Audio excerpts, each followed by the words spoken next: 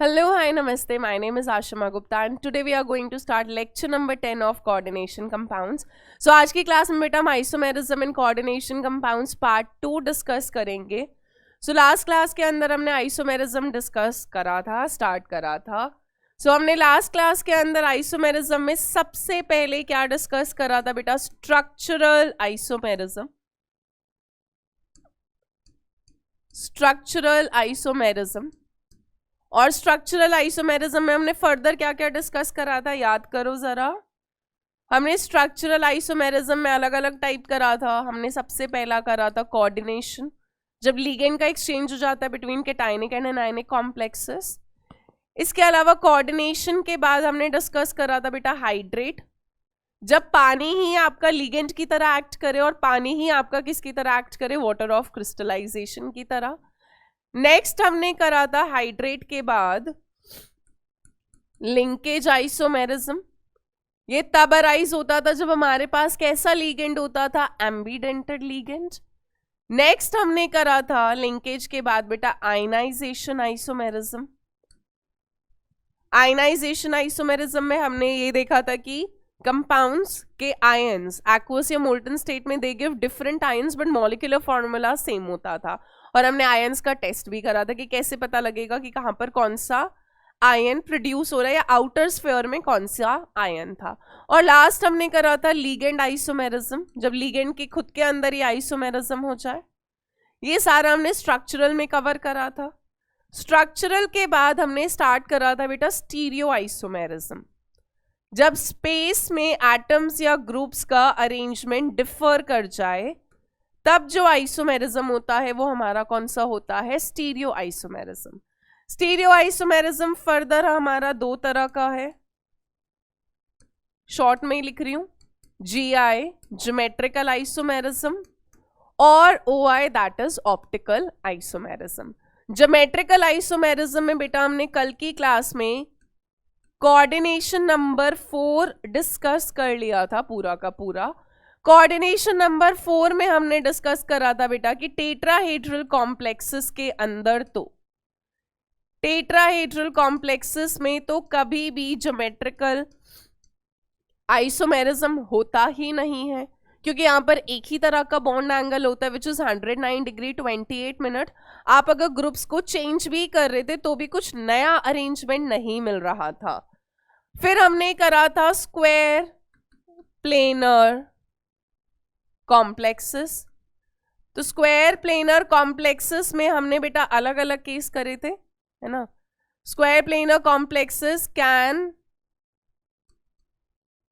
Show GI.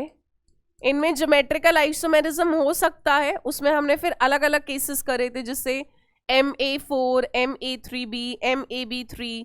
इनमें GI नहीं हो रहा था. MA2B2 में सिस ट्रांस था, MA2BC में भी सिस ट्रांस 2 GI था. इसके अलावा MABCD के अंदर 3 GI हो रहे थे. MAB का होल ट्वाइस अनसिमेट्रिकल बाइडेंटेड अगर 2 बार लगा है तो वहां पे भी आपका GI हो रहा था, but MAA whole twice symmetrical bidentate में GI नहीं हो रहा था. सो कोऑर्डिनेशन नंबर 4 डिस्कस कर लिया था. आज की क्लास में हम बेटा कोऑर्डिनेशन नंबर 6 डिस्कस करेंगे, यानी ऑक्टाहेड्रल कॉम्प्लेक्सेस, और फिर ऑप्टिकल आइसोमेरिज्म करेंगे for coordination number 4 and coordination number 6 के लिए. ठीक है, सो आज की क्लास स्टार्ट कर रहे हैं. So we are going to start geometrical isomerism again. But अब जो हम ज्योमेट्रिकल आइसोमेरिज्म कर रहे हैं बेटा वो कौन से कोऑर्डिनेशन नंबर के लिए कर रहे हैं हम? We are going to do it for coordination number 6.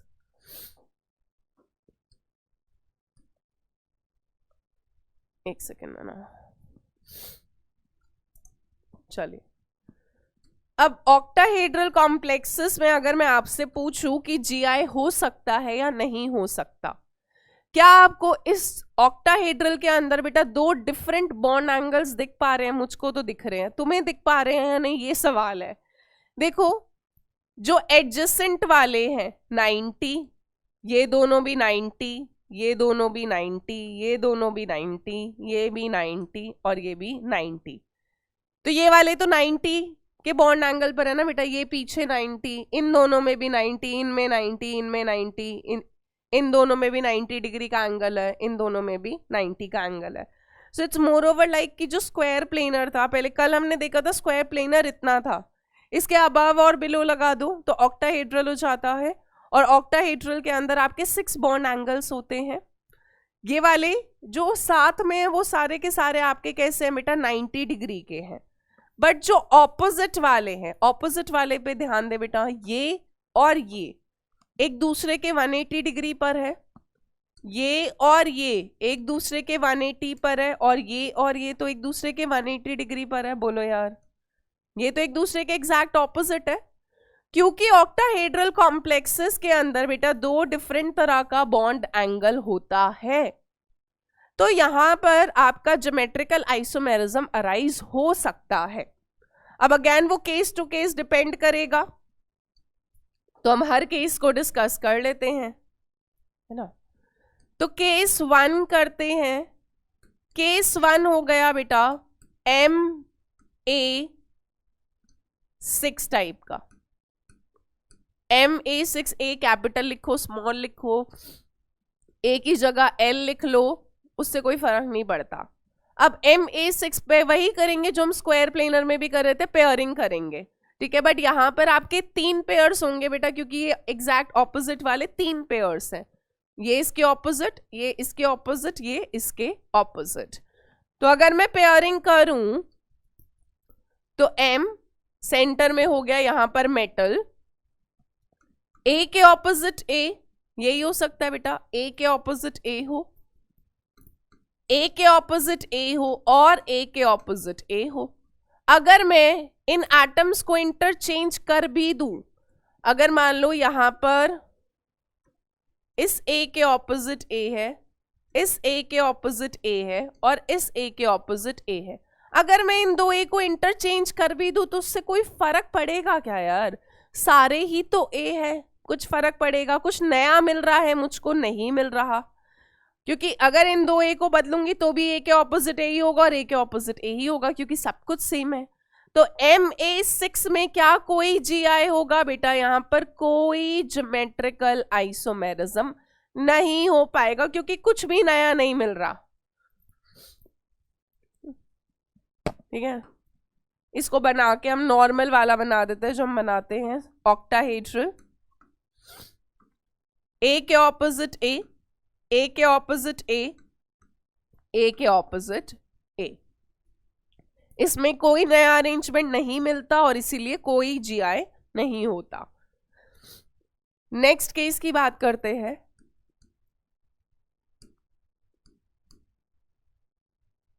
ठीक है,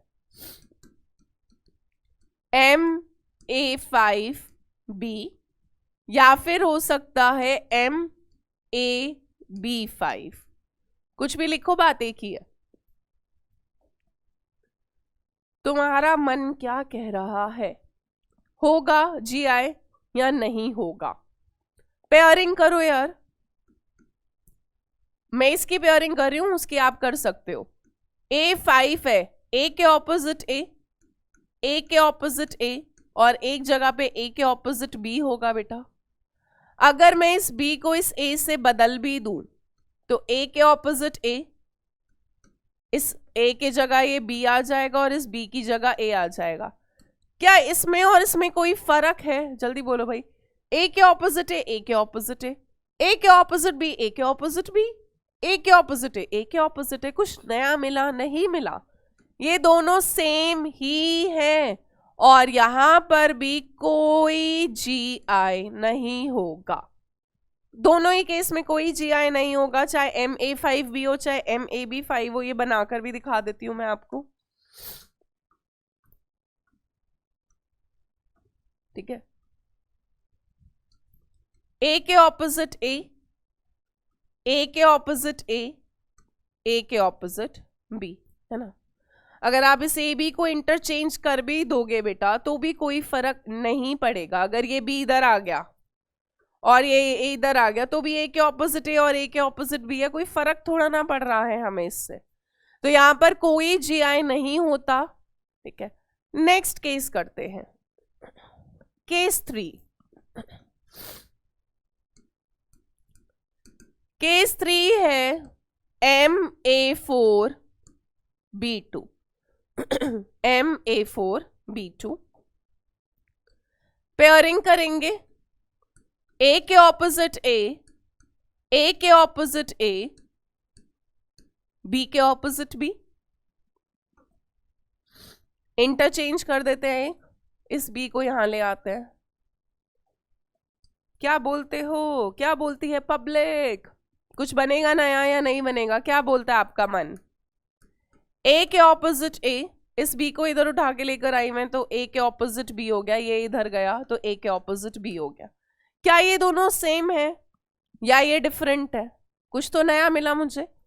ए के ऑपोजिट है, ए के ऑपोजिट है, ठीक है, यहाँ पे ए के ऑपोजिट ए था, यहाँ ए के ऑपोजिट बी है, यहाँ बी के ऑपोजिट बी है, यहाँ ए के ऑपोजिट बी है, तो ये सेम तो नहीं है, ये आपके दो डिफरेंट स्ट्रक्चर्स है और इस वजह से दो, इसके अलावा और कोई अरेंजमेंट नहीं आएगा। अब तुम बी को चाहे उठा के वहां से इंटरचेंज कर दो तो भी ए के ऑपोजिट बी, ए के ऑपोजिट ए, बी के ऑपोजिट ए, यही सेम सिचुएशन आएगी। तो MA4B2 में बेटा कितना ज्योमेट्रिकल आइसोमर्स होते हैं? 2 ज्योमेट्रिकल आइसोमर्स होते हैं।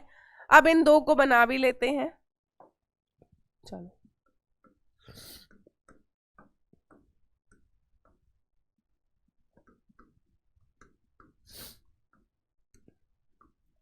चलो बनाते हैं सर। देखिए, ए के ऑपोजिट ए के ऑपोजिट ए और बी के ऑपोजिट बी, सिस ट्रांस आएगा बेटा, आपसे अभी पूछते हैं। ए के ऑपोजिट ए, ठीक है, इसके अलावा हो जाएगा बेटा ए के ऑपोजिट बी और ए के ऑपोजिट बी। चलिए बताएं जरा भाई, सेम तरह के लीगेंड में बेटा अगर 180 डिग्री का एंगल है, when the same type of ligand is at 180 degree, तो ये वाला कौन सा आइसोमर होगा आपका? ट्रांस हो जाएगा। सेम तरह का लीगेंड, आप समझ रहे हो ना, ये वाली चीज हो गई। कहां गया कि एक बी इधर है, एक बी इधर है, तो इन दो बी के बीच में 90 डिग्री का एंगल है, डार्क से लिख देती हूं। एक बी इधर है, एक बी इधर है, सेम तरह का लिगेंड 90 डिग्री के एंगल पर है, तो ये वाला आइसोमर कौन सा हो जाएगा? बोलिए भाई, ये वाला आपका कौन सा आइसोमर होगा बेटा? This is going to be cis isomer. ये वाला आपका कौन सा होगा? सिस होगा। ठीक है, एक क्वेश्चन ही कर दो फिर इसी बात पर। Draw the geometrical isomers, draw the geometrical isomers of CONH3 whole 4 Cl2 plus. ठीक है, ये उसी कैटेगरी में आ रहा है बेटा। MA4B2 6 लीगेंड्स जुड़े हुए हैं, 6 कोऑर्डिनेट बॉन्ड्स है, ऑक्टाहेड्रल कॉम्प्लेक्स है। फटाफट से बना दीजिए इसके दो जो भी GI बनने हैं MA4B2 के।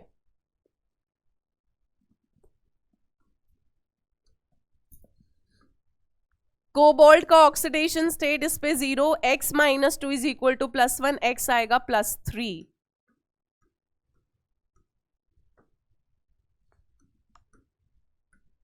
ये स्क्वायर प्लेनर वाला हो जाता है।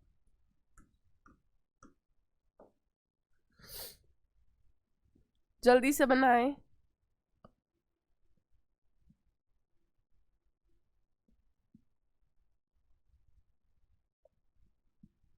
चलिए, अगर दोनों Cl बेटा ऑपोजिट है, NH3 के ऑपोजिट NH3, NH3 के ऑपोजिट NH3 और Cl के ऑपोजिट Cl, पूरे कॉम्प्लेक्स पे प्लस चार्ज है, तो मैंने शॉर्ट में दिखाया है। सेम तरह का लिगेंड 180, ये भी 180 पर ही है एक दूसरे के, तो ये वाला तो कौन सा हो गया आपका, ट्रांस आइसोमर हो गया। दो Cl 90 डिग्री पर लगा दिए, बाकी NH3 के ऑपोजिट NH3, Cl के ऑपोजिट NH3 और Cl के ऑपोजिट NH3। सेम तरह के लिगेंड में बेटा 90 डिग्री का एंगल है, ये वाला आपस में कौन से पर है, 90 डिग्री पर है, तो ये वाला आपका कौन सा आइसोमर हो जाएगा, सिस, और ये वाला कौन सा था आपका, ट्रांस। और पूरे कॉम्प्लेक्स पर कितना चार्ज है, प्लस। तो Ma4B2 के कितने GI बनते हैं, दो ज्योमेट्रिकल आइसोमर्स बनते हैं, एक सिस होगा और एक ट्रांस होगा, ठीक है। नेक्स्ट केस डिस्कस करते हैं। So next is going to be case 4।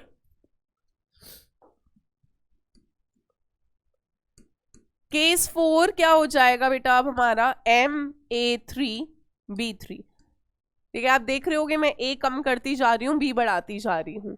पहले हमने A6, फिर A5B या AB5, फिर A4B2, अब एक और A कम करा, A3B3, इस तरह से केसेस वेरी करते जाते हैं, ठीक है।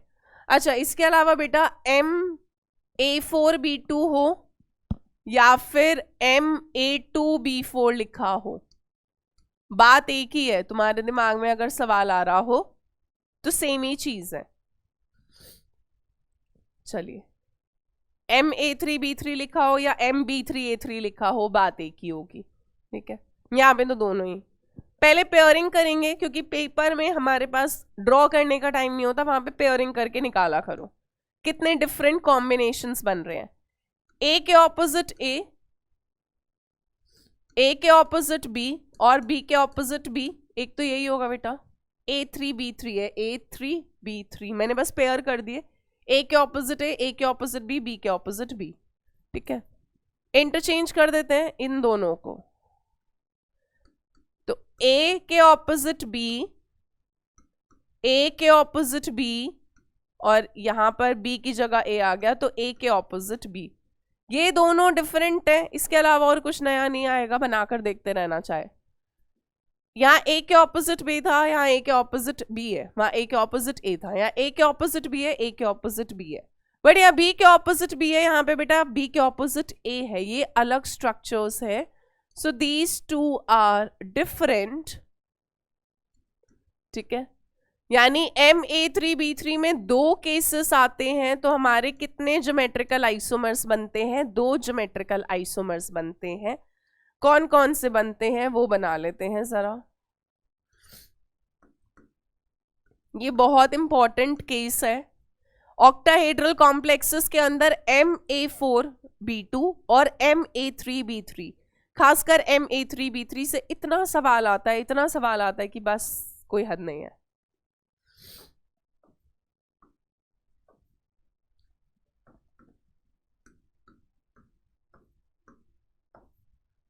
चलिए, यहां पर केस देखें बेटा, A के ऑपोजिट A, ठीक है,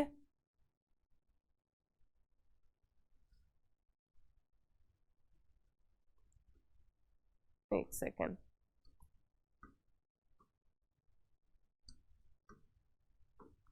हाँ जी, A के ऑपोजिट आपका A होगा, A के ऑपोजिट आपका B होगा, नहीं यहां पे नहीं बनाते,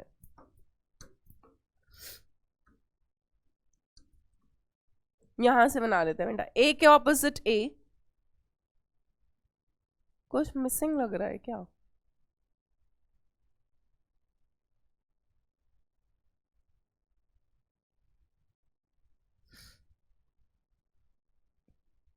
A के ऑपोजिट A,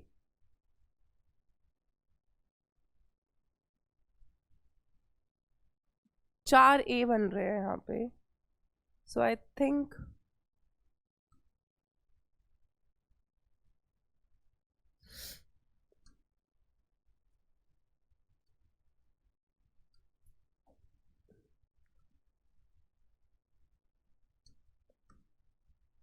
एक सेकेंड देना है ना।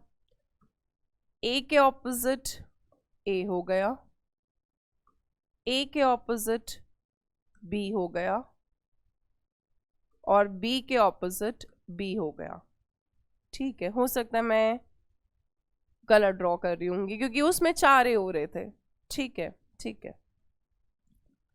नेक्स्ट वाला ड्रॉ करते हैं, सेकंड वाला केस। एम ये रहा, ए के ऑपोजिट बी, ए के ऑपोजिट बी, ए के ऑपोजिट बी। ठीक है, sorry it was my bad, मैं ये वाला यहां बनाने की कोशिश कर रही थी तो गलत हो रहा था। ठीक है, ये फर्स्ट है, ये सेकंड है। फर्स्ट वाला यहाँ ड्रॉ कर रहे हैं, सेकंड वाला यहाँ ड्रॉ करा है। ठीक है, अब जरा यहाँ पर देखिए बेटा, अगर यहाँ पे इस तरह से देखो, ये आपका स्क्वायर प्लेनर वाला प्लेन था। अगर आप यहाँ पर जाओगे तो ये वाला आपका स्क्वायर प्लेनर वाला प्लेन है, एक अबव होता है एक बिलो होता है। सो यहाँ पर आप देखो, जो फर्स्ट वाला केस है उसमें सेम तरह का लीगेंड, जो 3 सेम तरह के लीगेंड है ए, वो स्क्वायर प्लेनर वाले प्लेन पे लाई कर रहे हैं। यहाँ पर कुछ इस तरह का एक, इस तरह से ये इस एक्सिस पे लाई करता है मेरिडियन पर, और इस आइसोमर को बुलाया जाता है मेरिडियोनल, या फिर शॉर्ट में लिखते हैं मर आइसोमर। ये मर वाला मरने वाला नहीं है, MER वाला मर आइसोमर है। नेक्स्ट वाले में ध्यान दो जरा, ये आपका स्क्वायर प्लेनर वाला प्लेन है। ठीक है, अब इस वाले में क्या होता है बेटा, आपके जो 2 लीगेंड्स हैं वो तो स्क्वायर प्लेनर में होते हैं और एक या तो अबव होता है या बिलो। जैसे यहाँ पे आप देख रहे हो कि 2 प्लेन में है और एक बिलो में है, तो यहां पर आपका कुछ इस तरह का प्लेन होता है, ये इस तरह का। और ये वाला आपका कौन सा आइसोमर होता है, फेशियल, जिसको हम फेक, FAC, ये नकली वाला फेक नहीं है। ठीक है, फेक मर, फेशियल मेरिडियोनल आइसोमर्स बोलते हैं। सो अगर आपके सेम तरह का लीगेंड, 3 जो हमारे सेम तरह के लीगेंड है बेटा, अगर वो आपके स्क्वायर प्लेनर वाले प्लेन में आ रहे हैं, मेरिडियन जो होती है मेरिडियोनल वाले में है, तो ये वाला मर आइसोमर होता है जब 3 सेम तरह के लीगेंड स्क्वायर प्लेनर वाला प्लेन ऑक्यूपाई कर रहे हैं। जैसे ये स्क्वायर प्लेनर वाला था, 3 ए आपके उसी प्लेन के अंदर है, तो जो आइसोमर होता है वो आपका कौन सा होता है, मेरिडियोनल। और अगर आपके 2 लीगेंड्स तो स्क्वायर प्लेनर में है बट एक अबव है या बिलो है, जैसे 2 स्क्वायर प्लेनर में एक बिलो है, तो यहां पे भी आप बना सकते हो, ये भी आपका फेशियल ही होगा। ठीक है, तो इस तरह के आइसोमर को हम क्या बुलाते हैं बेटा, फेशियल आइसोमर। सो यहाँ पे 2 GI बनते हैं, एक फेक आइसोमर होता है और एक मर आइसोमर होता है, फेशियल एंड मेरिडियोनल। इसको मैंने एक एग्जाम्पल के थ्रू भी दिखाने की कोशिश करी है, सो दैट इमेज के थ्रू आपको क्लियर हो सके, है ना।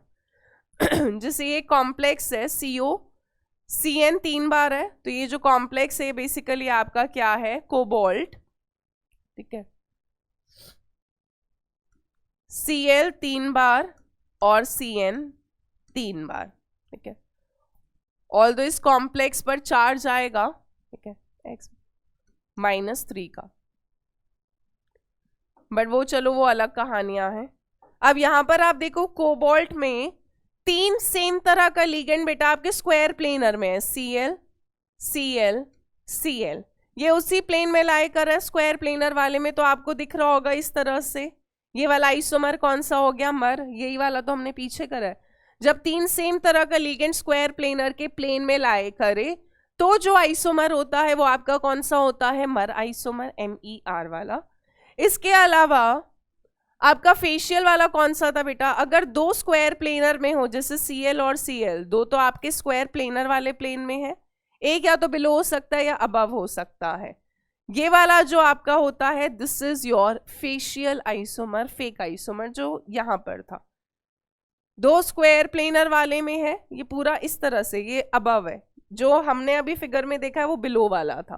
ठीक है, सो अगर आपके स्क्वायर प्लेनर वाले प्लेन में 2 है और एक बिलो है या एक अबव है, जैसे यहाँ पर अबव है, तो यहाँ पर आपका कुछ इस तरह से होगा ये वाला प्लेन, तो जो आइसोमर बनता है वो आपका कौन सा होता है बेटा, फेशियल आइसोमर। ठीक है, this is very very very very important. तो इसी बात पर एक क्वेश्चन तो बनता ही है, एक क्वेश्चन कर दो इसी बात पर। Draw the geometrical isomers of CONH3 whole thrice NO2 whole thrice। फटाफट से ड्रॉ करें। MA3B3 टाइप का है।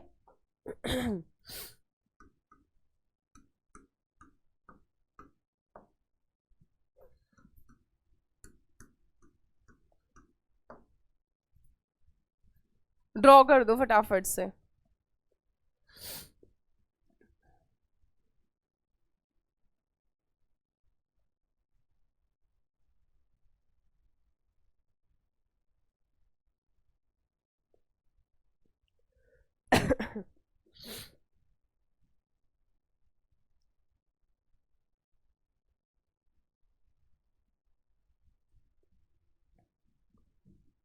बन गए होंगे।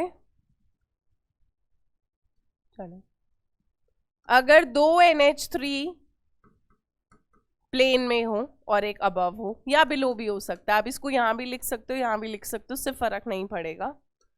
और आप चाहो तो वो NO2 के रिस्पेक्ट में भी कर सकते हो, that also does not matter. NO2 NO2 NO2, ये हमारा स्क्वायर प्लेनर हो गया बेटा, ये वाला। अब यहां पर आप ध्यान से देखेंगे तो यहां पर ये वाला आपका जो प्लेन है ना,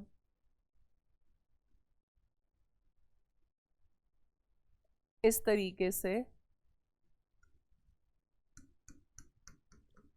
ये वाला आपका कौन सा होगा, फेक आइसोमर। ठीक है, मर आइसोमर में क्या हो रहा था आपका, जो तीनों NH3 होंगे, अगर आप NO2 के रिस्पेक्ट में कर रहे हो तो फिर आप NO2 को रखो। 3 NH3 तो आपके स्क्वायर प्लेनर वाले में होंगे, बाकी आपका NO2 NO2 और NO2 हो गया। अब इसको बना लेते हैं पहले स्क्वायर प्लेनर वाला प्लेन, और इसमें अगर हम बनाएंगे तो ये वाला आपका जो होगा है ना, ये आपका कौन सा हो जाएगा बेटा, मर आइसोमर। सो मर आइसोमर के केस में क्या हो रहा है, 3 सेम तरह के लिगेंड आपका स्क्वायर प्लेनर वाला प्लेन ऑक्यूपाई करते हैं। और फेशियल में क्या होता है, 2 तो स्क्वायर प्लेनर में होता है, एक जो होता है वो या तो बिलो हो सकता है या अबव हो सकता है। जैसे यहाँ पे CN 2 स्क्वायर प्लेनर में और एक CN अबव है, फेशियल। CL facial. ठीक है, चलिए नेक्स्ट केस डिस्कस कर रहे हैं, case 5, MAA whole twice B2। ठीक है, यहां पर बेटा AA डिनोट कर रहा है आपका सिमेट्रिकल बाइडेंटेट लिगेंड, जहां पर दोनों डोनर साइड सेम ही होती है, जिससे कि इथाइलिन डायमीन ले लेते हैं, CH2 NH2 NH2, काटोगे 2 equal half से। सिमेट्रिकल बाइडेंटेड लिगेंड है, 2 कोऑर्डिनेट बॉन्ड्स बनाता है। ऑल्सो सिमेट्रिकल क्यों है, क्योंकि दोनों डोनर साइड सेम होती है। मॉलिक्यूल को अगर आप प्लेन पास करोगे तो 2 इक्वल हाफ मिल रहे हैं हमें यहाँ पर। ठीक है, so one of the very common example of symmetrical bidentate ligand is EN, ethylene diamine. Oxalate भी सिमेट्रिकल होता है। और B जो है यहाँ पर वो आपका कैसा लिगेंड है, मोनोडेंटेट लिगेंड है। ठीक है, अब यहां पर देखिए जरा, कोऑर्डिनेशन नंबर बेटा 6 ही होगा, क्योंकि बाइडेंटेड 2 बॉन्ड बनाता है। तो AA 2 बॉन्ड, फिर एक और बार AA 2 बॉन्ड, यानी 4 बॉन्ड्स बनाएगा। B मोनोडेंटेड है तो एक B 1 बॉन्ड, 2 B 2 बॉन्ड्स बनाएंगे, तो टोटल कोऑर्डिनेट बॉन्ड्स 6 बनेंगे। मैं बनाकर भी दिखा रही हूं आपको।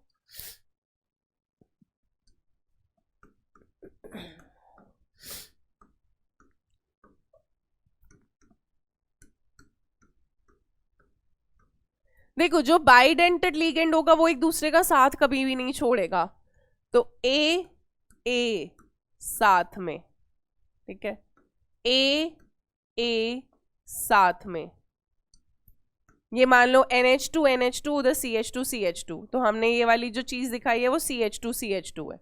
मैं इसको ऐसे दिखा सकती हूँ ना बेटा, ए ये डोनर साइट हो गई आपकी, ठीक है, वो समझाने के लिए था। B और B अभी आपसे पूछ लेंगे कौन सा सिस है कौन सा ट्रांस है, क्योंकि यहाँ पे सिस ट्रांस आएगा। क्या कह रहे हो, पता चल गया तुमको? हाँ जी भाई, दो सेम तरह के लिगेंड्स बेटा 90 डिग्री पर है, तो ये वाला तो कौन सा हो जाएगा आपका सिस आइसोमर, ए के ऑपोजिट ए के ऑपोजिट बी और ए के ऑपोजिट बी। एक तो ये सिचुएशन हो सकती थी, या फिर ए के ऑपोजिट ए के ऑपोजिट है, बी के ऑपोजिट बी। बस ये ध्यान रखना कि ए साथ ही जुड़े रहेंगे, ये एक दूसरे का साथ नहीं छोड़ेंगे। सेम तरह का लिगेंड 180 डिग्री पर है, तो ये वाला आपका कौन सा हो जाएगा बेटा, ट्रांस आइसोमर हो जाएगा। सो Ma2 B2 के अंदर कितना GI मिल रहा है हमें, 2 ज्योमेट्रिकल आइसोमर्स मिल रहे हैं। और इसी बात पर क्वेश्चन कर लेते हैं। ड्रॉ ज्योमेट्रिकल आइसोमर्स, GI ही ड्रॉ करना है, ऑफ C कोबाल्ट En2, ये A हो गया, सिमेट्रिकल बाइडेंटेड लिगेंड होता है, Cl2 प्लस, तो Ma2 B2। फटाफट से ट्राई करें, ड्रॉ करें इसको।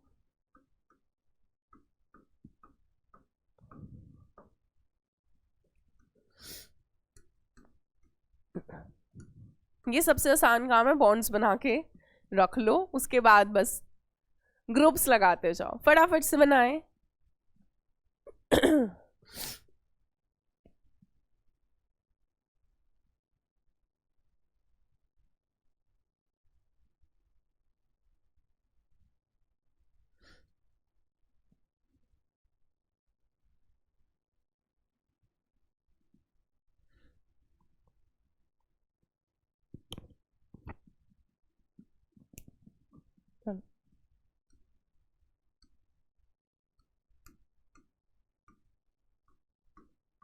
एक बार ये हो जाएगा आपका,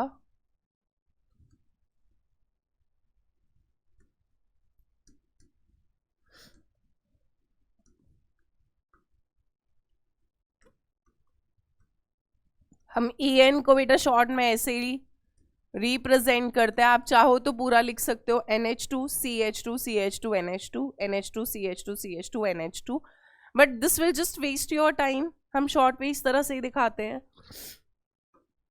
सेम तरह के लिगेंड 90 पर सिस, सेम तरह का लिगेंड 180 पर ट्रांस हो जाएगा, ठीक है। सो इसी तरीके से हमारे पास ज्योमेट्रिकल आइसोमर्स की पूरी टेबल है, ठीक है, कि कहाँ पर कितने ज्योमेट्रिकल आइसोमर्स बनते हैं। तो हमने शुरू के केसेस देखे थे, जैसे Ma6 कोई GI नहीं था, Ma5B या MAB5 कोई GI नहीं था, Ma4B2 बेटा हमने अभी अभी कवर करा, 2 ज्योमेट्रिकल आइसोमर्स। ऐसे आप Ma4BC बनाओगे कॉम्बिनेशन से, है ना, बना सकते हो ना यार, AA और BC इंटरचेंज करा दो, A के ऑपोजिट A के ऑपोजिट B और A के ऑपोजिट C। इसके अलावा कुछ नहीं होगा। 2 GI Ma3B3 हमने बनाया था, इंपॉर्टेंट केस था, 2 GI थे, फेशियल और मेरिडियोनल। इसी हिसाब से पूरे बनते गए। Ma2 B2 हमने डिस्कस करा, ये मैं आपको एक बार करा रही हूँ। 15 ज्योमेट्रिकल आइसोमर्स कैसे आएंगे। Ma3 के अंदर बेटा कोई ज्योमेट्रिकल आइसोमर नहीं आएगा। क्यों नहीं आएगा, देखो यार, A के साथ A जुड़ा है, A के साथ A जुड़ा है, A के साथ A जुड़ा है, कभी भी कुछ नया नहीं बनेगा, क्योंकि ए के ऑपोजिट ए ही होगा, ए के ऑपोजिट ए ही होगा, ए के ऑपोजिट ए ही होगा। कुछ भी इंटरचेंज कर लो, ये MA6 जैसी कहानी थी। तो MA होल थ्राइस में कोई ज्योमेट्रिकल आइसोमर्स नहीं बनते हैं। MABCDEF, वाह वाह वाह, इसमें 15 GI बनते हैं। ये 15 ज्योमेट्रिकल आइसोमर्स कैसे बनते हैं वो देख लेते हैं एक बार, ठीक है। सो MABCDEF, यानी जो 6 के 6 लिगेंड्स है सारे के सारे डिफरेंट है यार। इसको केस 6 मान लेते हैं। इसमें अब तुम्हारी सारी मैथ्स की परम्यूटेशन कॉम्बिनेशन सब लग जाएगा एकदम। देखो ए के ऑपोजिट बी, मैं इन्हीं को पेयर कर रही हूं, CD और EF। अब यहां पर क्या होगा बेटा, एक बार मैंने इन दोनों को इंटरचेंज करा तो A C इधर आ गया, B इधर चला गया और EF हो गया। या ये छोड़ो, ये थोड़ा हम कॉम्प्लिकेट कर रहे हैं, वेट, और आसानी से समझाने की कोशिश करते हैं आपको। ABCDEF, AB को नहीं छेड़ेंगे, हमने क्या करा, इन दो को इंटरचेंज करा। C के ऑपोजिट E आया, D के ऑपोजिट F आ गया, ये हुआ। C के ऑपोजिट E, ये इधर चला गया। अभी भी मैंने बेटा AB को फिक्स ही रखा, एक बार मैंने ये इंटरचेंज कर दिया, यानी C के ऑपोजिट F कर दिया, D के ऑपोजिट E कर दिया।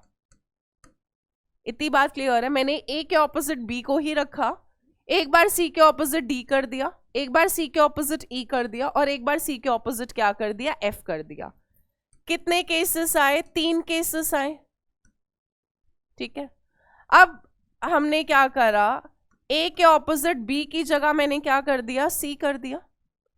तो B के ऑपोजिट क्या हो सकता है, D, और E के ऑपोजिट क्या हो गया, F हो गया। मैंने कैसे पेयरिंग करी, A के ऑपोजिट C, एक बार A के ऑपोजिट B रखा, 3 केस आ गया। एक बार A के ऑपोजिट C रखूंगी, फिर देखना, इंटरचेंज करो, B के ऑपोजिट E और D के ऑपोजिट F। एक बार और इंटरचेंज करते हैं बेटा, B के ऑपोजिट F आ गया, D के ऑपोजिट E आ गया, ठीक है। AC तो फिक्स ही रख रहे हैं। अब फिर से कितने केसेस आए, 3 केसेस आए। अब देखो और कहानी, अब मैंने A के ऑपोजिट B भी रख लिया, एक बार C भी रख लिया, अब A के ऑपोजिट बेटा D रख दो, तो B के ऑपोजिट C हो सकता है, E के ऑपोजिट F हो सकता है। इंटरचेंज, इसको फिक्स रख रही हूं, B के ऑपोजिट E, C के ऑपोजिट F। एक बार और इंटरचेंज कर देते हैं बेटा, B के ऑपोजिट F, C के ऑपोजिट E। 3 केस और मिल गए। ऐसे ही बनाते जाओगे यार, क्या कह रहे हो, सारे बना दूं, A के ऑपोजिट E, A के ऑपोजिट E। जब A के ऑपोजिट E है तो क्या क्या हो सकता है बेटा, B के ऑपोजिट C हो जाए और D के ऑपोजिट F हो जाए, यही हो सकता है। इंटरचेंज, B के ऑपोजिट D हो जाए, C के ऑपोजिट F हो जाए। एक और इंटरचेंज मार दो, B के ऑपोजिट F हो जाए, D के ऑपोजिट C हो जाए, या C के ऑपोजिट D हो जाए, यही हो सकता है ना।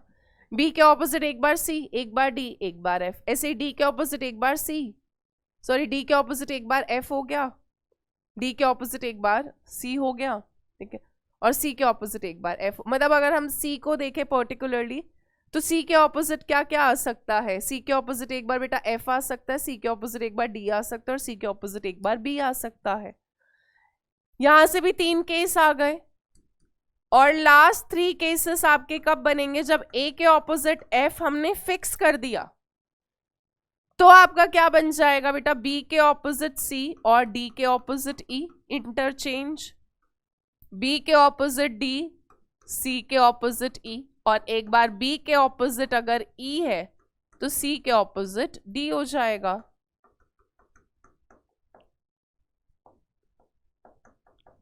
आई नो ये थोड़ी लेंदी चीजें हैं, इसीलिए आपको टेबल बनाई है, तो कोशिश करें कि वो याद हो जाए, क्योंकि आपके पास कॉम्पिटिटिव एग्जाम्स में इतना टाइम नहीं होता कि आप ये सारे केसेस बनाओ। अभी तो मैंने बना दिए, बट होता क्या है पेपर में इतना पीयर प्रेशर होता है कि हम कंफ्यूज हो जाते हैं, आती हुई चीज दिमाग से निकल जाती है। सो टोटल आपके पास 15 केस बनते हैं, 3 3 6 3 9 3 12 3 15। ए के ऑपोजिट एक बार बी रखा तो 3 केस बना, ए के ऑपोजिट सी रखा 3 केस बना, ए के ऑपोजिट डी रखा 3, ए के ऑपोजिट ई और ए के ऑपोजिट एफ। इन 15 कॉम्बिनेशन के अलावा कुछ नहीं बनेगा, तो प्लीज इस टेबल को एज इट इज याद कर लें।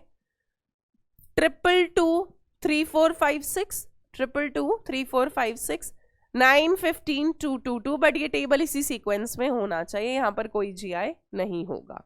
ठीक है, चलिए अब स्टार्ट करते हैं बेटा। आपका ऑप्टिकल आइसोमेरिज्म वही बचा हमारा।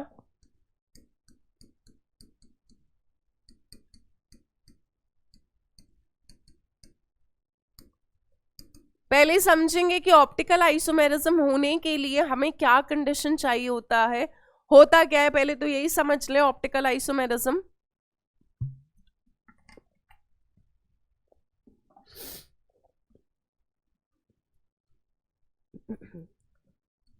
for a compound to be optically active, ठीक है, दो कंडीशन चाहिए होती है। पहला, it should not be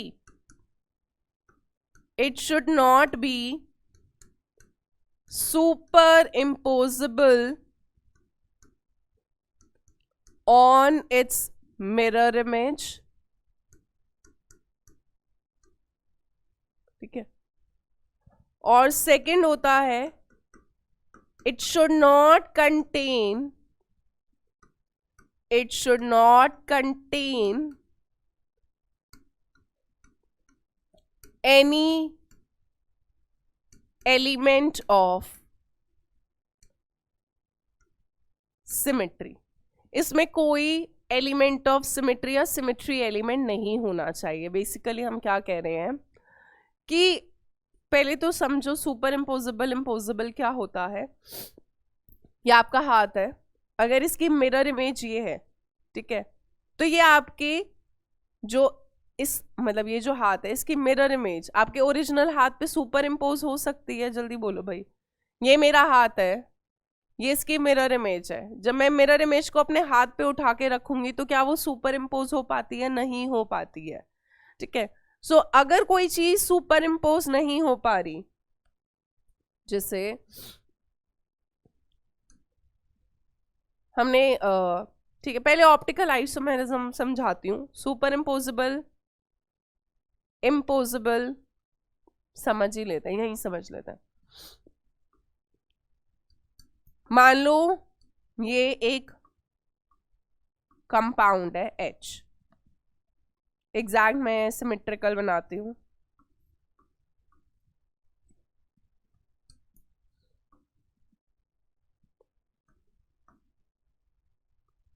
इसकी मिरर इमेज बनाओ बेटा। जब आप H की मिरर इमेज बनाओगे तो H की मिरर इमेज यही आएगी। इस H को अगर मैं इस H के ऊपर उठा के रखूं, मेरा थोड़ा H टेढ़ा मेढ़ा बन गया है, ठीक है, इस H को जब आप इस H पर उठाकर रखोगे तो ये सुपर इम्पोज हो जाएगा। ऑल्दो ये H थोड़ा मोटा पतला बन रहा है, पर आप फीलिंग समझो मेरी, ठीक है। तो H की मिरर इमेज यही H आएगा। जब मैं इस H को इस H पर उठाकर रखूंगी तो यहां पर आपको कैसी इमेज मिल रही है बेटा? सुपर इम्पोजेबल, इस पर इम्पोज हो पा रही है, सुपर इम्पोजेबल मिरर इमेज मिल रहा है इस वाले केस में, केस 1।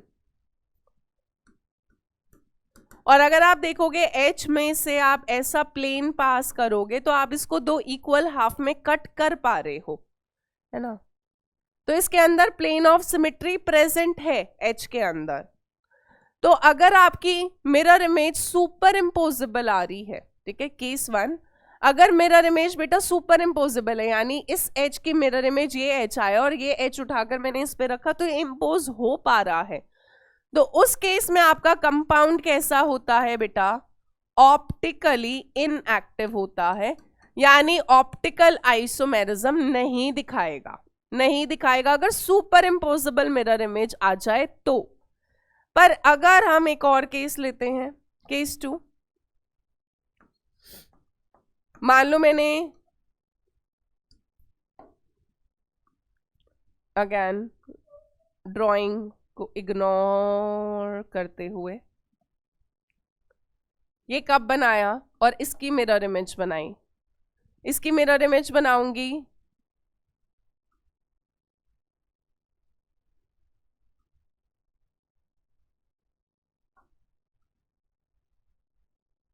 ऐसा कुछ आएगा।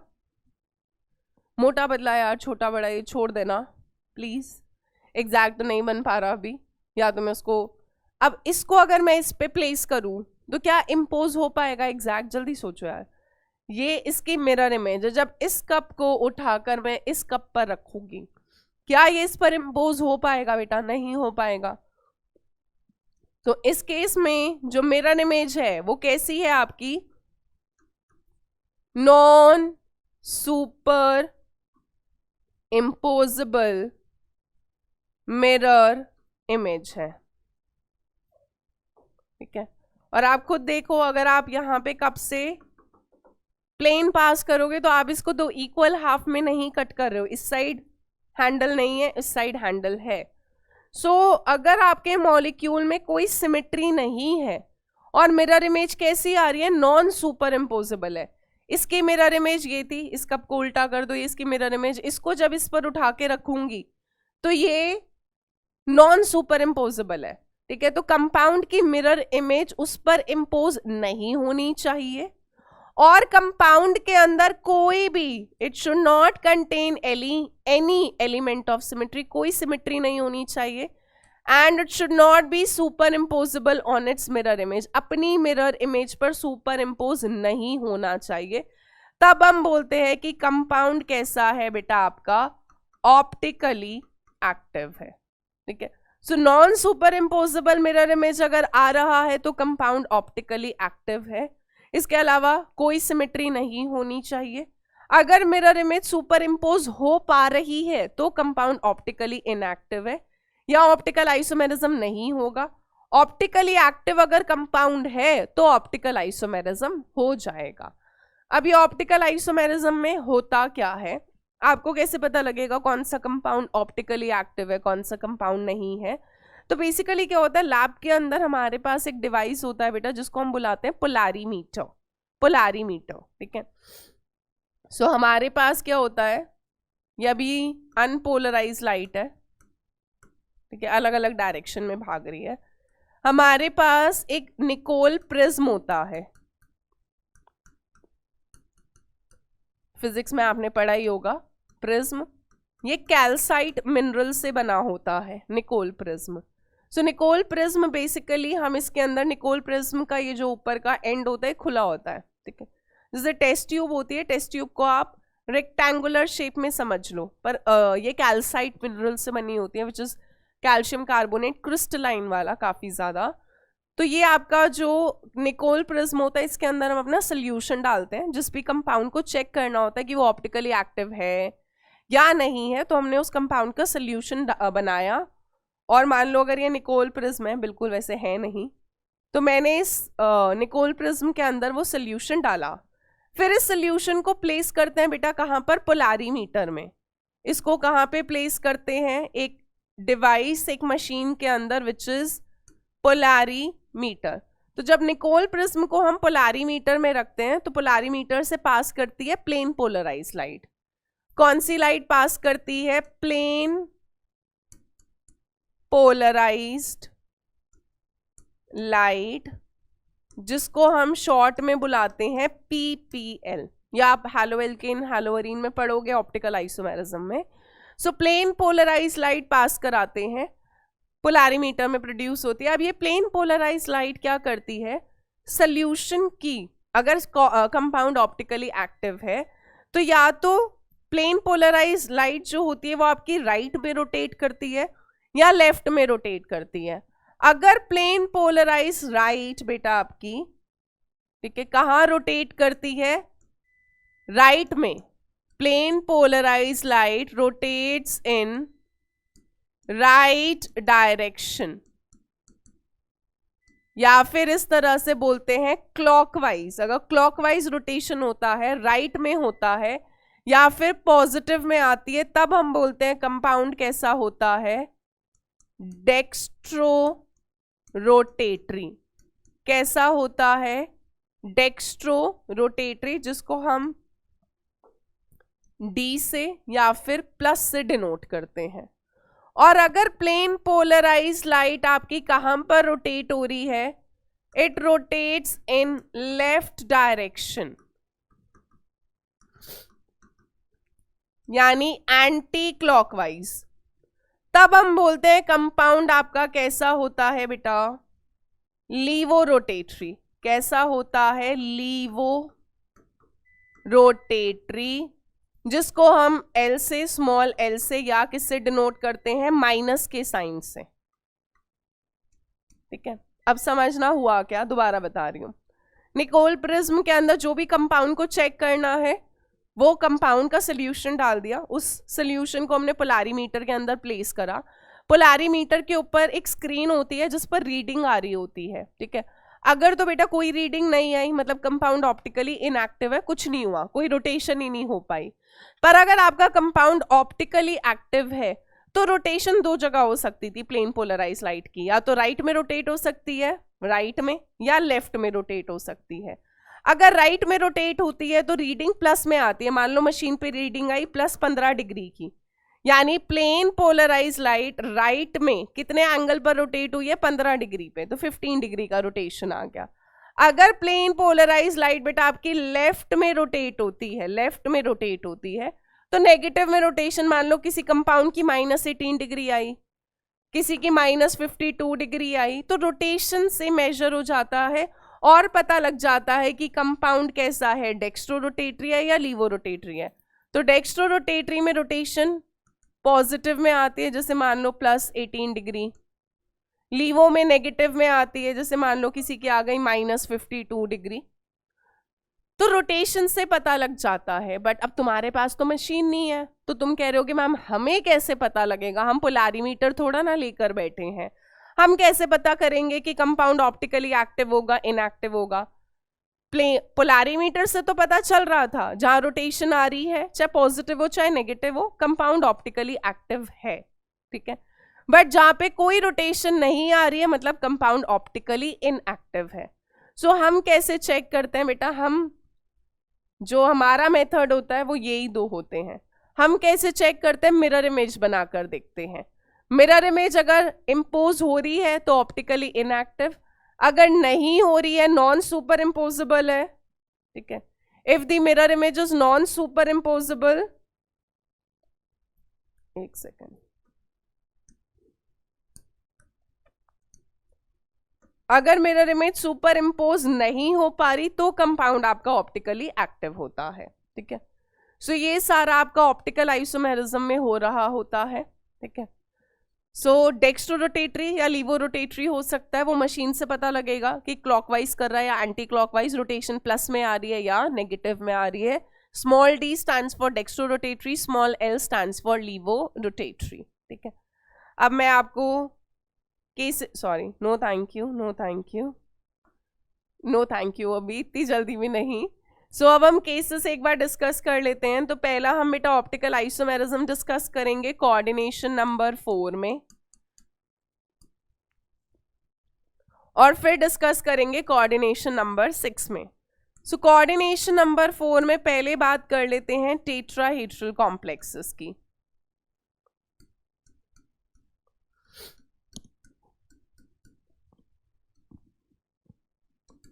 टेट्राहेड्रल कॉम्प्लेक्सेस की। तो टेट्राहेड्रल कॉम्प्लेक्सेस में दो केस लेते हैं। एक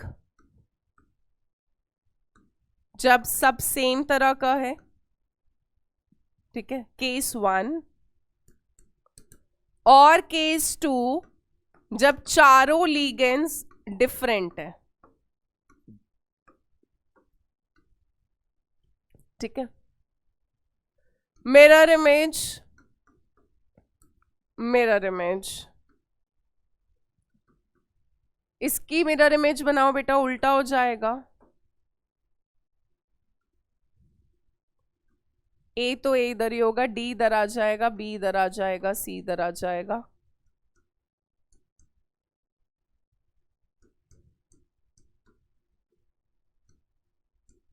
ठीक है, चलिए, बॉन्ड वैसा ही होता है, बस मिरर इमेज में।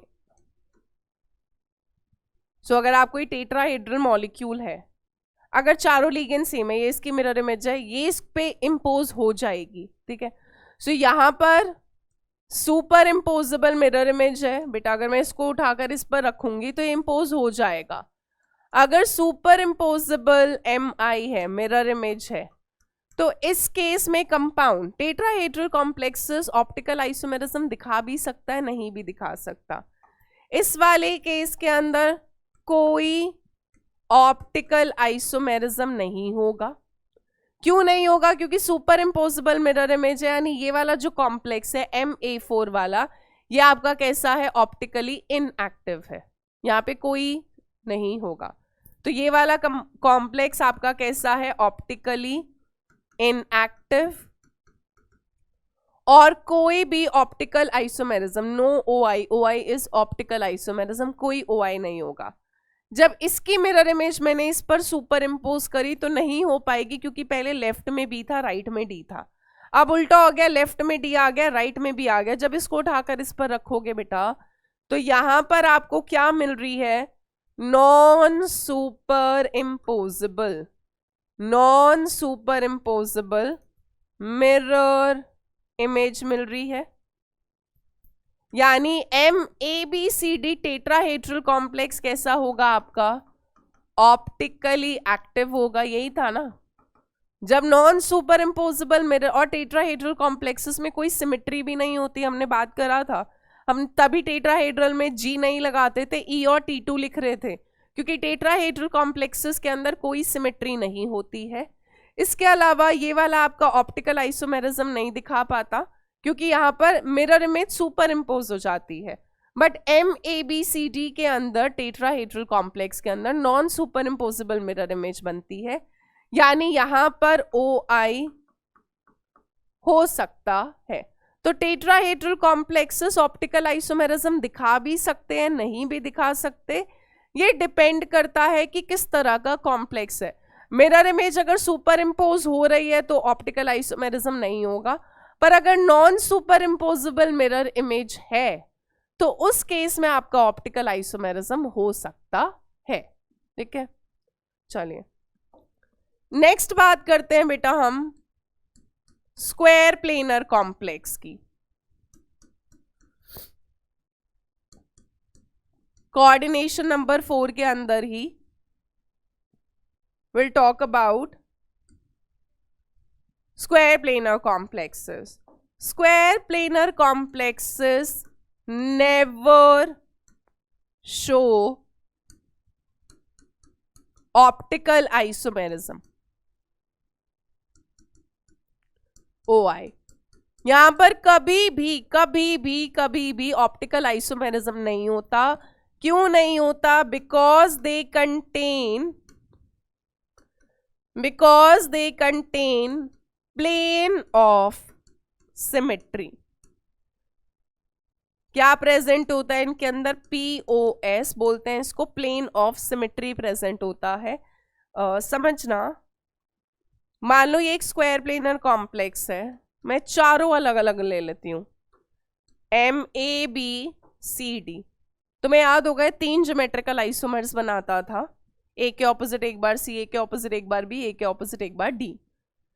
मान लो ये मेरा फोन है, ठीक है, ऐसे देखते हैं, ये एक स्क्वायर प्लेनर मान लो, वैसे अभी स्क्वायर प्लेनर है नहीं पर मान लो फॉर द टाइम बीइंग, ठीक है।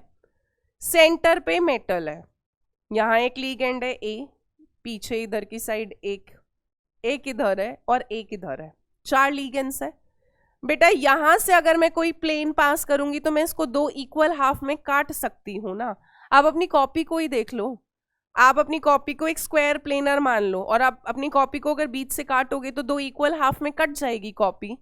सो क्योंकि स्क्वायर प्लेनर कॉम्प्लेक्सेस में अगर चारों लिगेंड्स अलग अलग भी है, ए बी सी डी, चारों लिगेंड्स अलग अलग भी है, बट अगर मैं ऐसे प्लेन पास करूं तो ऐसे तो मैं अपने फोन को भी 2 इक्वल हाफ में काट सकती हूँ अगर ये पूरा सिमेट्रिक है। वैसे तो काटूंगी नहीं पर फिर भी। सो क्योंकि स्क्वायर प्लेनर कॉम्प्लेक्सेस के अंदर प्लेन ऑफ सिमेट्री पास हो जाती है, अगर आप ऐसे प्लेन पास करोगे तो आप, जैसे यही है ना, अगर हम ऐसे प्लेन पास कर रहे थे तो हम 2 इक्वल हाफ में काट सकते हैं, और इसीलिए स्क्वायर प्लेनर कॉम्प्लेक्स। मैंने क्या बोला था, for a compound to show optical isomerism it should not contain any element of symmetry, but because square planar complexes के अंदर बेटा आपका प्लेन ऑफ सिमेट्री प्रेजेंट होता है तो ये कभी भी ऑप्टिकल आइसोमेरिज्म नहीं दिखाते। तो ये देखने वाली बात है। कोऑर्डिनेशन नंबर 4 में टेट्राहेड्रल आइसोमर्स या टेट्राहेड्रल कॉम्प्लेक्सेस कभी भी ज्योमेट्रिकल आइसोमेरिज्म नहीं दिखाते, ऑप्टिकल आइसोमेरिज्म दिखा सकते हैं, केस पर डिपेंड करता है। स्क्वायर प्लेनर कॉम्प्लेक्सेस जीआई जरूर दिखाता था पर ओआई कभी भी नहीं दिखाता, ठीक है। अब ऑक्टाहेड्रल पर आते हैं। ऑक्टाहेड्रल में तो सब कुछ पॉसिबल है, जीआई भी हो जाता है और ओआई भी देख लेते हैं कहाँ कहाँ हो सकता है।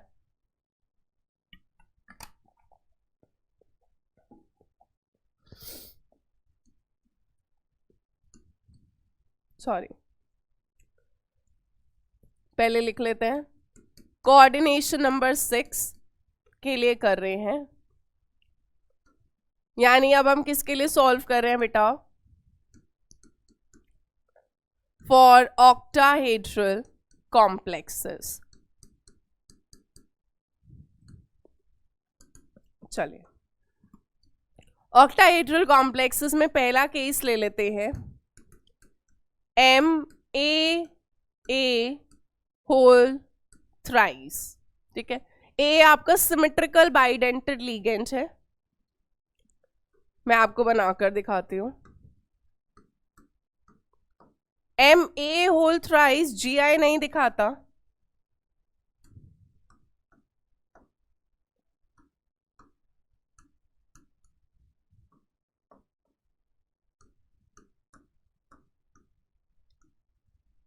छोड़ो वो सब रहने देते हैं। हाँ जी, पास करो और बताओ यार, अगर आप इसकी मिरर इमेज बनाओगे तो क्या बनेगी इसकी मिरर इमेज। इस कंपाउंड को बेटा उल्टा कर दो, मिरर इमेज तो आई होप आपको बनानी आती होगी। जब मैं इसको उल्टा करूंगी तो ये वाला बॉन्ड घुमा दो इस पूरे कंपाउंड को, तो ये वाला बॉन्ड इधर आ जाएगा, है ना।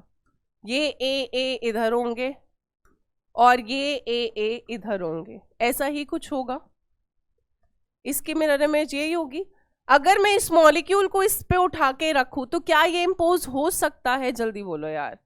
ये जो मिरर इमेज है ये कैसे मिरर इमेज है बेटा, non super imposable mirror image है, non super imposable mirror image है। यानी MAA होल थ्राइस के कितने ऑप्टिकल आइसोमर्स मिलते हैं, 2 ऑप्टिकल आइसोमर्स मिल रहे हैं, एक ये और एक इसकी मिरर इमेज है। 2 डिफरेंट मॉलिक्यूल्स है ना ये, और ये सेम थोड़ा ना है, स्पेस में एटम्स का अरेंजमेंट अलग है। इनमें से कोई एक डेक्स्ट्रो होगा और कोई एक लीवो होगा। तो MAA होल थ्राइस जो होता है वो ऑप्टिकली एक्टिव होता है बेटा, क्योंकि इसकी मिरर इमेज सुपर इम्पोज नहीं होती है, and that is why we say MAA whole thrice 2 optical isomers दिखाता है। कोई एक डेक्स्ट्रो होगा, कोई एक लीवो होगा, मैं डिसाइड नहीं कर सकती, हो सकता है ये डेक्स्ट्रो हो सकता है ये लीवो हो सकता है ये लीवो हो, ये डेक्स्ट्रो हो, वो तो हमें इंस्ट्रूमेंट से ही पता लगता है। और आपसे कोई पूछेगा भी नहीं कि इनमें से कौन सा डेक्स्ट्रो है, इनमें से कौन सा लीवो है। आपको ये पता होना चाहिए कि किसके कितने ऑप्टिकल आइसोमर्स बन रहे हैं। सो आपके टोटल आइसोमर्स यहाँ पर कितने बन रहे हैं ऑप्टिकल वाले, not total, I am talking about दो ऑप्टिकल आइसोमर्स बन रहे हैं. One is going to be dextro and one is going to be levo. ठीक है, जो पॉजिटिव में रोटेशन दे रहा होगा वो डेक्स्ट्रो होगा, जो नेगेटिव में दे रहा होगा वो आपका लीवो होगा. ठीक है, चलिए क्वेश्चन कर दो इसी बात पर. Draw optical isomers, draw optical isomers of COEN whole thrice 3+. फटाफट से ट्राई करें बेटा, फिर नेक्स्ट केस करेंगे डिस्कस. EN मतलब सिमेट्रिकल बाइडेंटेड लिगेंड होता है.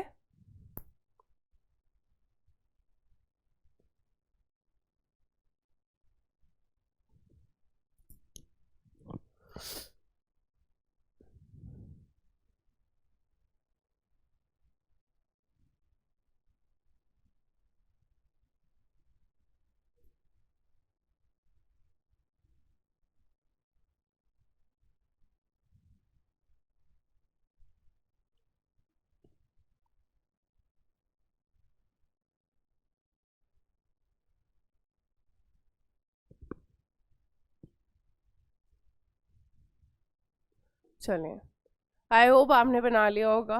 सो यहाँ पर आपका ए बार बार बता दिया है, सिमेट्रिकल बाइडेंटेड लिगेंड था.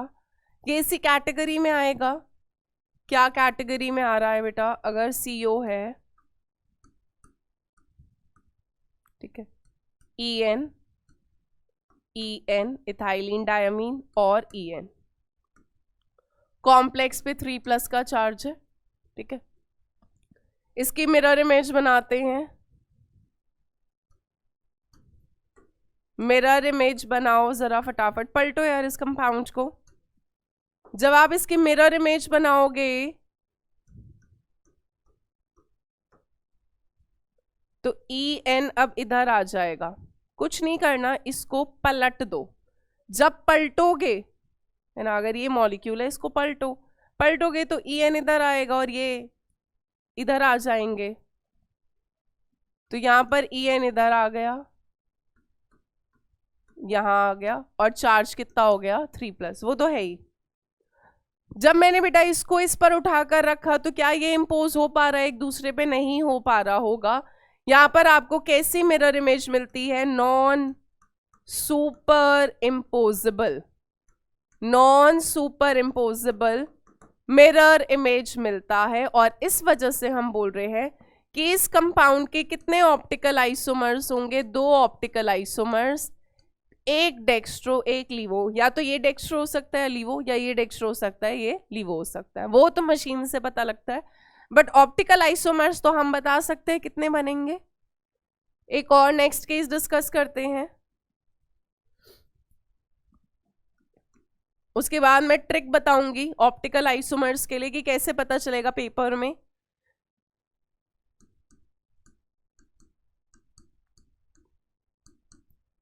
MA whole twice B2. ठीक है, इसके पहले मैं ज्योमेट्रिकल आइसोमर्स बना रही हूं, क्योंकि यहाँ पे 2 ज्योमेट्रिकल आइसोमर्स थे, याद करें आप.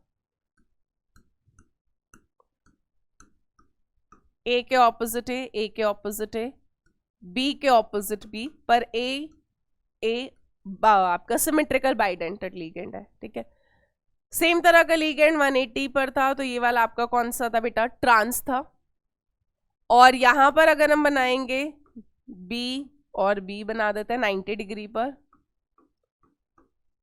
A और A एक दूसरे के साथ, A और A एक दूसरे के साथ, A के ऑपोजिट A के ऑपोजिट B, A के ऑपोजिट B. यही पॉसिबिलिटी है 2. और ये वाला आपका कौन सा आइसोमर हो गया? सिस आइसोमर हो गया. ठीक है, सो MA होल ट्वाइस B2 में कितने ज्योमेट्रिकल आइसोमर्स होते हैं? 2 ज्योमेट्रिकल आइसोमर्स. एक सिस था और एक कौन सा होता है? ट्रांस. इतनी बात क्लियर है. ठीक है, अब मिरर इमेज बनाते हैं बेटा इनकी, और तुम्हें बताना है किसकी मिरर इमेज सुपर इम्पोजेबल है और किसकी नहीं है. अब ये तो आपका टेस्ट है. मिरर इमेज बनाओ और बताओ कहाँ पे सुपर इम्पोज होगी और कहाँ पर नहीं होगी.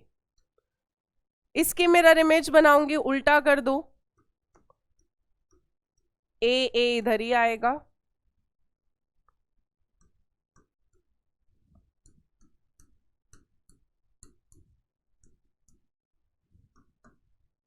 ठीक है। इसकी मिरर इमेज बनाते हैं,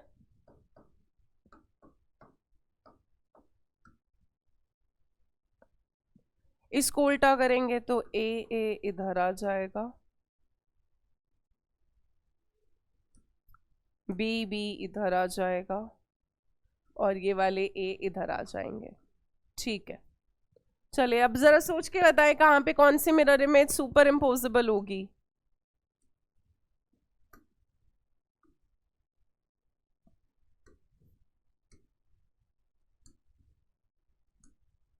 जल्दी सोचो यार। ट्रांस वाले में जब मैंने ये इसकी मिरर इमेज थी, इसको जब एज इट इज इसके ऊपर उठा के रखा तो इम्पोज हो रहा है बिल्कुल। ये ए के इधर ए आ जाएगा, ये ए के इधर ए आ जाएगा, और बी के ऊपर बी आ जाएगा।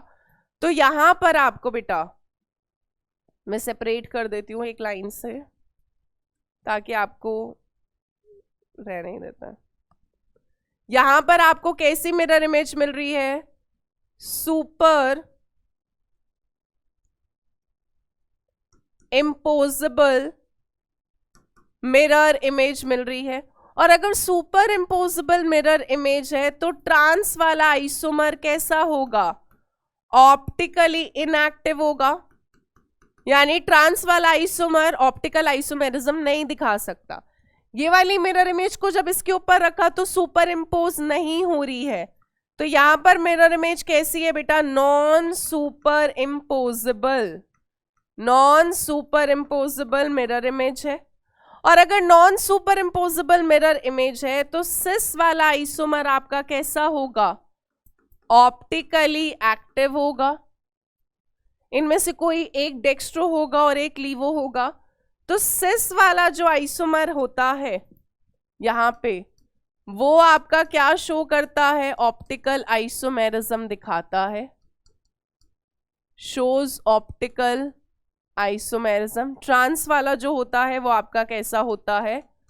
ऑप्टिकली इनएक्टिव होता है। यहां पर कोई ऑप्टिकल आइसोमेरिज्म ट्रांस वाले में नहीं हो रहा होता, क्योंकि सुपर इम्पोजिबल मिरर इमेज होती है। पर सिस वाले में non super imposable mirror image होता है, ऑप्टिकली एक्टिव होता है। और सिस वाला जो दो ऑप्टिकल आइसोमेरिज्म दिखाएगा बेटा, एक डेक्स्ट्रो होगा और एक लीवो होगा। यानी सिस वाले के कितने ऑप्टिकल आइसोमर्स मिलेंगे आपको? दो ऑप्टिकल आइसोमर्स मिलेंगे। यानी अगर कोई आपसे सवाल में पूछे कि MA होल ट्वाइस B2 के कितने, अगर मैं आपसे पूछ रही हूं MA होल ट्वाइस B2 के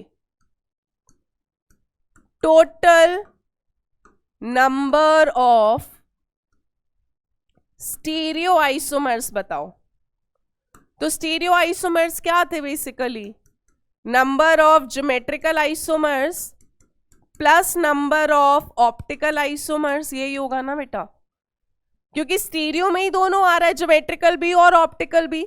geometrical isomers MA whole twice B2 के कितने थे? दो, एक सिस एक ट्रांस। और ऑप्टिकल आइसोमर्स भी दो ही थे, क्योंकि ट्रांस वाला तो ऑप्टिकली इनएक्टिव था, सिस वाला दो आइसोमर दिखा रहा है, कोई एक डेक्स्ट्रो होगा कोई एक लीवो होगा, या ये डेक्स्ट्रो होगा ये लीवो होगा। बट सिस वाला आपके दो ऑप्टिकल आइसोमर्स दिखा रहा है, तो 2 + 2 यानी यहां पर कितने स्टीरियो आइसोमर्स होंगे? टोटल 4 हो जाएंगे। इतनी बात क्लियर है। अब मैं आपको ट्रिक बता रही हूं, trick to check optical isomerism, कि कहां पे ऑप्टिकल आइसोमेरिज्म होगा और कहां पर ऑप्टिकल आइसोमेरिज्म नहीं होगा। क्या कह रहे हो कि इसी का वेट कर रहे थे हम? सबको ट्रिक का ही वेट होता है बेटा, जहां पे भी हम शॉर्टकट जितना लगा सकते हैं हमारे लिए वही प्रायोरिटी होती है। सो ट्रिक में क्या है कि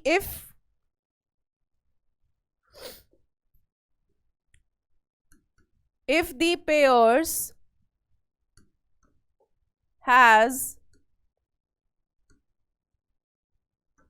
नहीं have करते, if the pairs have same type of ligand, example AA type, or they have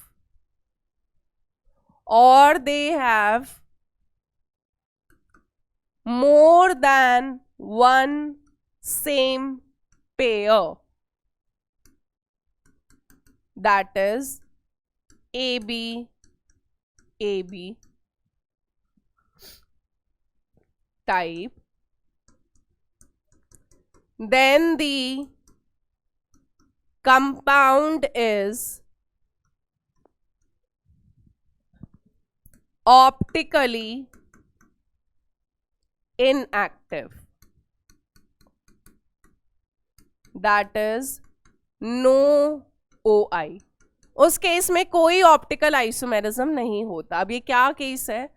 अगर जो हम पेयरिंग करते हैं बेटा, जब हम पेयरिंग करते हैं, अगर किसी पेयर में सेम तरह का लीगेंड आ जाए, सेम पेयर के अंदर सेम लीगेंड हो, जैसे AA टाइप हो, या फिर आपके पेयर्स में सेम पेयर्स हो, जैसे AAA 2 बार हो या AAA 3 बार हो, मतलब अगर पेयर सेम तरह का रिपीट हो रहा है या पेयर के अंदर सेम तरह का लीगेंड है, तो कंपाउंड ऑप्टिकली इनएक्टिव होता है, क्योंकि पेपर में मिरर इमेज बनाने का भी टाइम नहीं होता है. So if the pairs have same type of ligand, जैसे AA टाइप, और they have more than one same pair, AB repeat हो गया, या BC 2 बार आ गया, या AA 2 बार आ गया, तो आपका कंपाउंड कैसा होता है? इनएक्टिव होता है, ऑप्टिकली इनएक्टिव होता है. जैसे मैं आपको 3-4 ट्रिक्स के थ्रू या इस ट्रिक की एप्लीकेशन बता रही हूं. जैसे मान लो हमने MA6 लिया,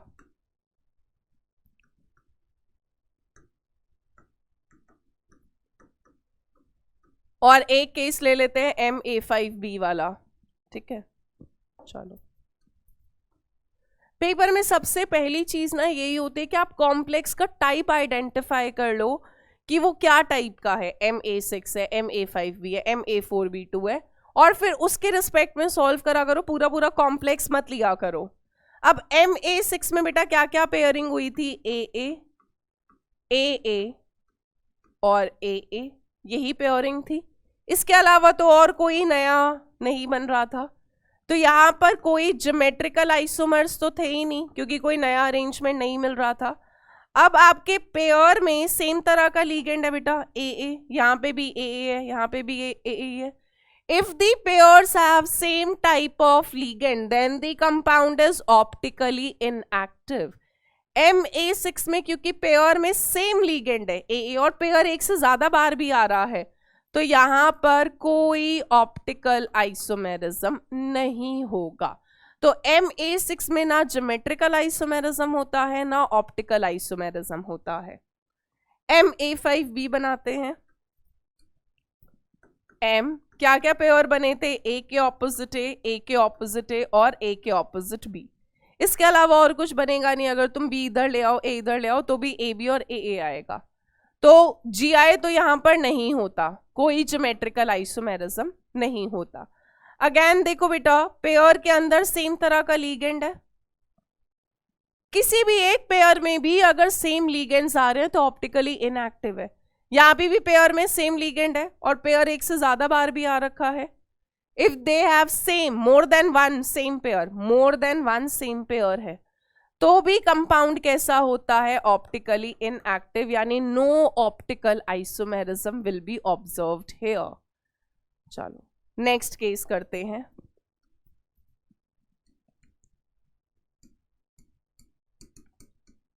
MA4B2, क्या आप ट्राई करेंगे इसको?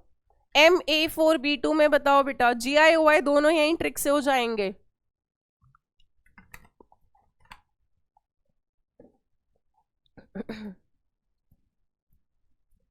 A के ऑपोजिट A के ऑपोजिट B के ऑपोजिट B. मैं इन दो को इंटरचेंज कर रही हूं. A के ऑपोजिट ए के ऑपोजिट बी, ए के ऑपोजिट बी। दो नए केसेस मिल रहे हैं, यानी यहां पर ज्योमेट्रिकल आइसोमर्स तो कितने होते हैं? 2 होते हैं। ऑप्टिकल आइसोमेरिज्म देखती हूं। पेयर में सेम तरह का लीगेंड है, इस पेयर में भी सेम लीगेंड और इस पेयर में भी सेम लीगेंड है, इसमें तो कोई ऑप्टिकल आइसोमेरिज्म नहीं होगा इस वाले में, फर्स्ट में। सेकंड में चेक कर लेते हैं एक बार। Pair has same ligand and I have more than one same pair, कोई ऑप्टिकल आइसोमेरिज्म यहां भी नहीं होगा। तो इसके ज्योमेट्रिकल आइसोमर्स तो 2 बनते हैं, पर ऑप्टिकल आइसोमर्स, ठीक है, MA4B2 has 2 GI but no OI, no optical isomers. Case 4 MA3B3, फटाफट से ट्राई करो। जब तक खुद से नहीं करोगे यार नहीं आएंगी चीजें, मैं कितने भी कराती रहूं, जब तक आप प्रैक्टिस नहीं करोगे नहीं होगा सॉल्व। क्या क्या केस बना था? ए के ऑपोजिट ए के ऑपोजिट बी के ऑपोजिट बी, ए के ऑपोजिट बी, ए के, इन दो को इंटरचेंज कर रहे हैं, ए के ऑपोजिट बी, ए के ऑपोजिट बी, ए के ऑपोजिट बी, यही आ रहा था, फेशियल मेरिडियोनल था। तो MA3B3 के अंदर ज्योमेट्रिकल आइसोमर्स तो 2 होंगे क्योंकि 2 केस बनते हैं। मुझे बताएं जरा बेटा ऑप्टिकल आइसोमेरिज्म। पहले if the pair has same ligand, optical isomerism नहीं होगा।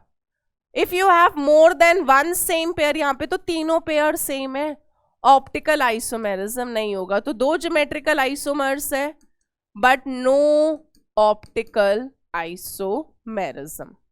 क्लियर है कुछ? हाँ ना, चलिए।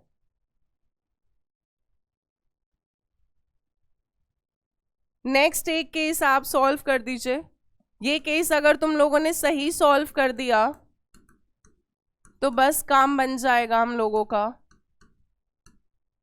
फटाफट से लास्ट और सॉल्व कर दो, उसके बाद टेबल ही है। कॉम्बिनेशंस बनाओ और देखो क्या होगा।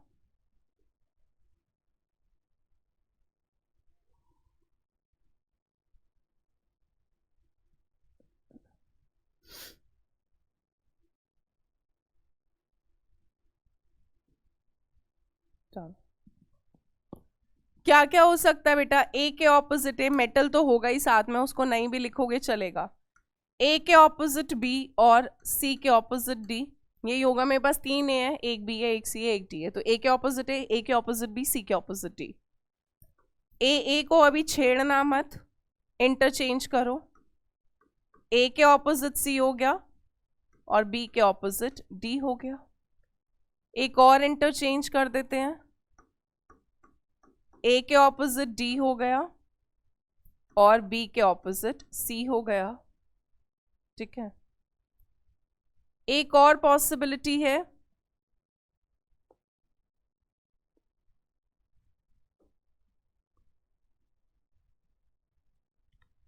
ए के ऑपोजिट बी, ए के ऑपोजिट ही सी और ए के ऑपोजिट डी। ये वाला केस तीनों में कहीं कंसिडर नहीं हो रहा। ए के ऑपोजिट ए के ऑपोजिट बी, सी के ऑपोजिट डी, ए के ऑपोजिट ए के ऑपोजिट सी, बी के ऑपोजिट डी, ए के ऑपोजिट ए के ऑपोजिट डी, बी के ऑपोजिट सी। बट एक केस तो ऐसा होगा बेटा जहां पे ए के ऑपोजिट बी होगा, एक ए के ऑपोजिट ए और सी होगा और एक ए के ऑपोजिट डी होगा, ए डी। हाँ, ये 4 केसेस होंगे। 4 केसेस बन रहे हैं, फर्स्ट, सेकेंड, थर्ड और फोर्थ।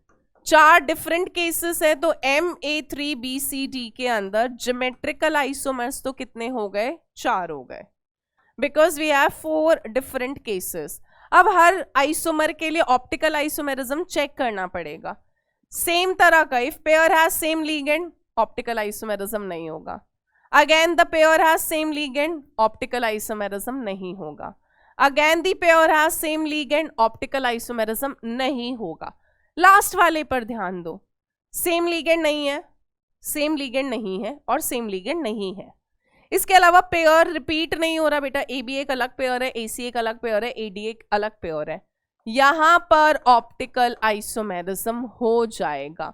और ये जो फोर्थ वाला आइसोमर है या जो फोर्थ वाला कंपाउंड है, एक में क्या होगा बेटा, ए के ऑपोजिट बी, ए के ऑपोजिट सी, ए के ऑपोजिट डी। जब इसकी मिरर इमेज बनाओगे तो वो नॉन सुपर इम्पोजेबल होगी। तो ये दो ऑप्टिकल आइसोमर्स दिखाएगा, एक डेक्स्ट्रो और एक लीवो। यानी MA3BCD के ज्योमेट्रिकल आइसोमर्स तो 4 होंगे, बट ऑप्टिकल आइसोमर्स कितने होंगे, 2 होंगे, एक डेक्स्ट्रो और एक लीवो। ये 3 तो आपके कैसे हैं, ऑप्टिकली इनएक्टिव है। तो MA3BCD के स्टीरियो आइसोमर्स टोटल कितने हो जाएंगे, 6 स्टीरियो आइसोमर्स होंगे। Are we clear? ठीक है। सो ये आपके ऑप्टिकल आइसोमर्स की टेबल है। MA4B2 में कोई नहीं होता, MA4BC में भी नहीं, MA3B3 में भी नहीं, MA3B2C में भी नहीं, बट ये वाला केस हमने अभी अभी बनाया है। MA3BCD के अंदर ऑप्टिकल आइसोमर्स कितने थे बेटा, 2, फिर 2, फिर 4, फिर 12, 30, इस तरह से है। मैं MABCDEF आपको एक बार बनाकर, MAA होल थ्राइस भी हमने करा हुआ है। MABCDEF में ध्यान देना, हमने इसके 15 केस बनाए थे। कहाँ गए ये रे। हर केस इटसेल्फ ऑप्टिकली एक्टिव होगा। Why? Different ligand, different ligand, different pair में सेम लीगेंड नहीं है और पेयर रिपीट भी नहीं कर रहा, ABCDEF, ABCEDF, ABCFDF। तो यहाँ पर ये सारे के सारे ऑप्टिकली एक्टिव होंगे। जो 15 ज्योमेट्रिकल आइसोमर्स हैं, ये 15 के 15 ऑप्टिकली एक्टिव होंगे और हर आइसोमर बेटा 2 दिखाएगा ऑप्टिकल आइसोमर, एक डेक्स्ट्रो होगा और एक उसकी मिरर इमेज होगी, जो लीवो हो सकता है, या वो लीवो होगा, दूसरा डेक्स्ट्रो होगा। डेक्स्ट्रो लीवो, यानी 15 ज्योमेट्रिकल आइसोमर्स ऑप्टिकली एक्टिव है, इनटू 2, क्योंकि हर जब एक्टिव होगा तो वो 2 ऑप्टिकल आइसोमर दिखाएगा, डेक्स्ट्रो और लीवो। इसीलिए MABCDEF के ज्योमेट्रिकल आइसोमर्स GI तो कितने हैं, 15, पर ऑप्टिकल आइसोमर्स कितने होते हैं इसके, 30 होते हैं, डबल होते हैं, क्योंकि हर ABCDEF पेयर में सेम लिगेंड नहीं है और पेयर एक से ज्यादा बार सेम भी नहीं है। ऑप्टिकली एक्टिव डेक्स्ट्रोलीवो, डेक्स्ट्रोलीवो, डेक्स्ट्रोलीवो, तो 15 के कितने ऑप्टिकल आइसोमर्स बनेंगे, 30 ऑप्टिकल आइसोमर्स बनेंगे। और टोटल स्टीरियोमर्स MABCDEF के कितने हो जाएंगे, 45 हो जाएंगे, 15 + 30। सो आई होप आपको ट्रिक समझ आ गई होगी। आप चाहो तो सबके लिए एक एक बार खुद सॉल्व कर सकते हो, ठीक है। और ज्योमेट्रिकल और ऑप्टिकल की टेबल एक में ही कंबाइन कर लेना तो आपको आसानी रहेगी, ठीक है। सेम ही सीक्वेंस है कॉम्प्लेक्सेस का बेटा, बट मैं यही कहूंगी कि कॉन्सेप्ट तब भी आपको आना चाहिए, ठीक है। So with this we are finishing off the today's class and I'll see you in the next class which is gonna be the last class for this chapter, जिसमें बहुत छोटा सा टॉपिक बचा है which is bonding in metal carbonyls और coordination compounds के uses वगैरह। फिर PYQs करेंगे इस चैप्टर के। So next क्लास में मिलते हैं। प्लीज ऑप्टिकल आइसोमेरिज्म, ज्योमेट्रिकल और जितना भी आइसोमेरिज्म पढ़ाया है उसको रिवाइज करो। DPP यानी प्रैक्टिस शीट के जो क्वेश्चंस हैं उनको सॉल्व करो, ठीक है। इसके अलावा आप NCERT के क्वेश्चन सॉल्व करो, एग्जाम्पलर के क्वेश्चन सॉल्व करो, प्रीवियस ईयर के क्वेश्चन सॉल्व करो आपके आइसोमेरिज्म के, अगर आप करना चाहो तो कोई सप्लीमेंट्री बुक हो उसके क्वेश्चन सॉल्व करो, but do practice the questions. And I will see you in the next class. Thank you, bye bye, take care.